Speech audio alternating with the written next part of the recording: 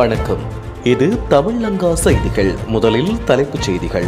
சுரேசலையின் குடும்பத்தை கைவிட்ட அரசியல்வாதிகள். மொனராகலையில் பரிதாபம், லொரியுடன் மோதி மோட்டார் சைக்கிள் ஓட்டுநர் உயிரிழப்பு. இன்று போல ஏமாற்றும் ஆபத்தான குற்றவாளி. மத்திய மாகாண ஆளுநர் பதவியை ராஜினாமா செய்த சரத் அபேகோன். இலங்கையில் புரட்சி, முதன்முறையாக ஏஐ உதவியுடன் ரோபோட்டிக் அறுவை சிகிச்சை.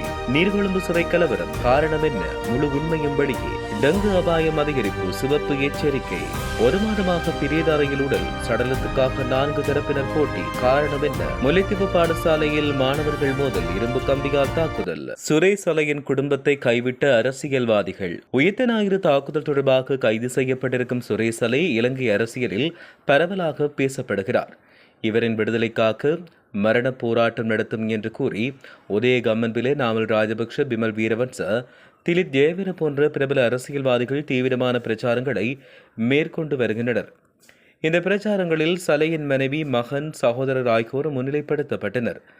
ஆனால் இப்போது வெளியாகியிருக்கும் தகவலின்படி இந்த அரசியல்வாதிகள் யாரும் தற்போது சலை விடயத்தில் அக்கறை காட்டவில்லை என்று தெரிவிக்கப்படுகிறது. இதனால் சலையின் குடும்ப உறுப்பினர்கள் மிகுந்த மன உளைச்சலுக்கும் ஆதரவற்ற நிலைக்கும் தள்ளப்பட்டுள்ளனர். இந்த பிரச்சாரங்கள் குறித்து உறவினர்கள் சலையிடமும் அவரின் மகனிடமும் கேள்வி எழுப்பிய போதும் அவர்களால் திருப்திகரமான பதில் அளிக்க முடியவில்லை என்று தகவல்கள் தெரிவிக்கின்றன. அரசியல் தேவைக்காக பயன்படுத்தப்பட்ட பின்னர் தேவை முடிந்ததும் கைவிடப்படுவது இது இலங்கை அரசியலில் புதியது அல்ல என்பதே பலரின் கருத்தாக காணப்படுகிறது. இது தொடர்பான மேலும் தகவல்களை நாங்கள் கண்காணித்து வருகிறோம். அப்டேட் வந்தவுடன் உங்களுக்கு தெரியப்படுத்துவோம். அரசியல் தேவைக்காக பயன்படுத்தப்பட்ட பின்னர் தேவை முடிந்ததும் கைவிடப்படுவது இது இலங்கை அரசியலில் புதிதல்ல என்பதே பலரின் கருத்தாக இருக்கிறது. மொனராகலையில் பரிதாபம், லொரியுடன் மோதி மோட்டார் சைக்கிள் ஓட்டுநர் உயிரிழப்பு. மொனராகலை மாகந்தவனமுள்ள வீதியில் உள்ள லிடே கடை சந்திப்பில் நேற்று விபத்தொன்று இடம்பெற்றது. மொனராகலை நகரை நோக்கி சென்று கொண்டிருந்த லொரியொன்றும் எதிர்த்திசையில் வந்த மோட்டார் சைக்கிள் ஒன்றும் இந்த சந்திப்பில் எதிர்பாரா விதமாக நேருக்கு நேர் மோதிக்கொண்டன. மோட்டார் சைக்கிளில் பயணித்த 52 வயது நபர் இந்த மோதலில் கடுமையான காயங்களுடன் மீட்கப்பட்டு உடனடியாக ஸ்ரீகல வைத்தியசாலையில் அனுமதிக்கப்பட்டார். ஆனால் துரதிர்ஷ்டவசமாக அவருக்கு அளிக்கப்பட்ட சிகிச்சை பலனளிக்காமல் அவர் உயிரிழந்தார். இந்த விபத்து தொடர்பாக போலீசார் மேலதிக விசாரணைகளை முன்னெடுத்து வருகின்றனர். விபத்துக்கான காரணம் குறித்து முழு விவரங்கள் இன்னும் வெளியாகவில்லை. சாலை பாதுகாப்பு குறித்து இது மீண்டும் ஒரு எச்சரிக்கை மணியாகும். வாகனம் செலுத்தும் போது எச்சரிக்கையாக இருப்பது மிகவும் முக்கியமானது. இன்று போல ஏமாற்றும் ஆபத்தான குற்றவாளி. கஞ்சிபானி இம்ரான் என்னும் தலைமறைவாய்க்குள்ள இலங்கையின் பாதாள உலக குழுவின் மிக கொடூரமான தலைவர்களில் ஒருவர் கொலைகள் உள்ளிட்ட பல மனிதநேயமற்ற குற்றச்செயல்களோடு தொடர்புடையவர் என்று குற்றம் சாட்டப்பட்டுள்ளது. 2019 துபாயில் கைது செய்யப்பட்டு இலங்கைக்கு நாடு கடத்தப்பட்ட இவர் உயர் பாதுகாப்பு சிறையில் அடைக்கப்பட்டார். 2021 பிணையில் வெளியே வந்த பின் நாட்டை விட்டு தப்பியோடினார். அன்று முதல் போலி கடவுச்சீட்டுகள் மூலம் பல்வேறு நாடுகளுக்கு இடம்பெயர்ந்து வருவதாக சொல்லப்படுகிறது. இவர் இப்போது வரும் உள்நாட்டு பாதாள உலக நடவடிக்கையில் மட்டுமன்றி சர்வதேச பயங்கரவாத அமைப்புகள் மற்றும் பெரிய மாபியா குழுக்களுடன் இணைந்து செயல்படுவதாக புலனாய்வுத்துறை தகவல்கள் தெரிவிக்கின்றன. போதைப்பொருள் கடத்தல் உள்ளிட்ட செயற்பாடுகளையும் தொழில்நுட்பத்தை பயன்படுத்தி இயக்கி வருவதாக அதிகாரிகள் தெரிவித்தனர். இவரை கைது செய்ய இலங்கை போலீசார் 2024 ஆகஸ்ட் 2ஆம் தேதி இன்டர்போல் மூலம் A888 என்ற இலக்கத்திற்கு ரெட் நோட்டீஸ் ஒன்றை பிறப்பித்தனர். ஆனாலும் தொடர்ந்து இருப்பிடத்தை மாற்றிக்கொண்டு பாதுகாப்பு படையின் கண்களில் மண்ணை தூவி வருவதாக தெரிவிக்கப்பட்டுள்ளது. இப்படிப்பட்ட ஆபத்தான குற்றவாளி சுதந்திரமாக நடமாடுவது நாட்டின் பாதுகாப்புக்கு பெரும் அச்சுறுத்தல் என்று அதிகாரிகள் எச்சரிக்கின்றனர். இவர் தொடர்பான தகவல்கள் இருந்தால் குற்றப்புலனாய்வு பிரிவு அல்லது இன்டர்போலுக்கு தெரியப்படுத்தும்படியும் கோரிக்கை விடுக்கப்பட்டுள்ளது. மத்திய மாகாண ஆளுநர் பதவியை ராஜினாமா செய்த சரத் அபேகோன். மத்திய மாகாண ஆளுநராக பணியாற்றி வந்த பேராசிரியர் சரத் அபேகோன் தன்னுடைய பதவியிலிருந்து விலகுவதாக அறிவித்துள்ளார். இது தொடர்பான பதவி விலகல் கடிதத்தை அவர் ஜனாதிபதி அனுகுமார திசாநாயக்கவிடம் சமர்ப்பித்துள்ளார். சுவாரஸ்யமான விடயம் என்னவென்றால், சில நாட்களுக்கு முன்னர் அனுப்பப்பட்ட இந்த கடிதத்துக்கு இதுவரை ஜனாதிபதி பக்கத்திலிருந்து எந்த பதிலும் வரவில்லை. பதவி விலகலை ஏற்றுக்கொண்டாரா இல்லையா என்பது குறித்து தெளிவில்லை என பேராசிரியர் அபேகோன் தெரிவித்தார். தனிப்பட்ட காரணத்தால் இந்த முடிவு எடுத்ததாக அவர் குறிப்பிட்டார். மேலும் இவர் முன்னதாக பேராதனை பல்கலைக்கழகத்தின் துணைவேந்தராக பணியாற்றியவர். இதே நேரம் மத்திய மாகாண ஆளுநரின் செயலாளர் பதவி காலியாக உள்ளது. அந்த பதவியில் இருந்த மஞ்சுளா மடகை போல அண்மையில் ஓய்வு பெற்றமே இதற்கு காரணமாகும். தற்காலிகமாக அந்த பொறுப்புகளை மத்திய மாகாண அரசு சேவை ஆணைக்குழு செயலாளர் இஷான் விஜயதிலக்கு ஏற்றுக்கொண்டார். ஒரே நேரத்தில் இரு முக்கிய பதவிகளும் மாற்றத்துக்குள்ளாகியிருப்பது மத்திய மாகாண நிர்வாகத்தில் புதிய திசை மாற்றத்தை ஏற்படுத்துமா என்பதை பொறுத்திருந்துதான் பார்க்க வேண்டும். இலங்கையில் புரட்சி, முதன்முறையாக AI உதவியுடன் ரோபோட்டிக் அறுவை சிகிச்சை. கொழும்பில் உள்ள ஒரு தனியார் மருத்துவமனையில் அதிநவீன ரோபோட்டிக் தொழில்நுட்பத்தை பயன்படுத்தி 2 தனித்தனி அறுவை சிகிச்சைகள் மேற்கொள்ளப்பட்டுள்ளன. ஒன்று 50 வயது பெண்ணொருவரின் கருப்பை அகற்றும் சிகிச்சை, மற்றொன்று மிகவும் சிக்கலான சிறுநீரக அறுவை சிகிச்சை.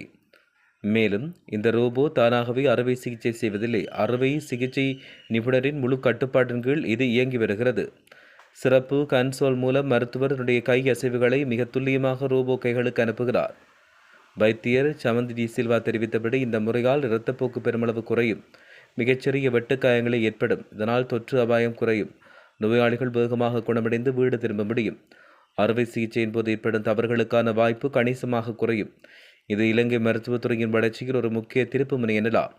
இதுபோன்ற தொழில்நுட்பங்கள் மேலும் பரவலாக அறிமுகமாகும் என்றும் எதிர்பார்க்கப்படுகிறது. நீர்கொழும்பு சிறை கலவரம் காரணம் என்ன? முழு உண்மையும் வெளியே. குற்றப்புலனாய்வு திணைக்களம் நீதிமன்றில் சமர்ப்பித்த தகவலின்படி ஜூலை 5ஆம் தேதி நீர்கொழும்பு சிறையின் A1 பாட்டில் இருந்த கட்டுவெல்லக்கம சுரேஷ் என்ற கைதி வழக்கமான 30 நிமிட உடற்பயிற்சி நேரத்தை விட மேலதிக நேரம் கோரினார்.